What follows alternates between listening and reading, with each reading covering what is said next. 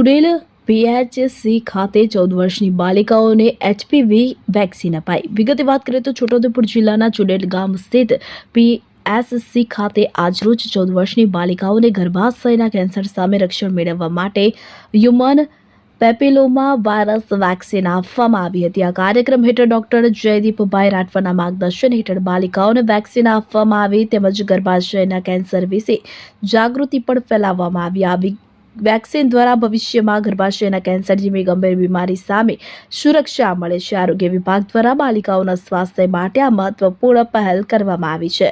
રણજીત કુમાર રાઠવા આરતીબેન વિઠ્ઠલભાઈ છે, ગામ કોસિયા। આજે PHC ચુડેલ ખાતે વેક્સિન ગર્ભાશય કેન્સર સામે રક્ષણ આપતી વેક્સિન લીધી છે। આની કોઈ આડઅસર નથી।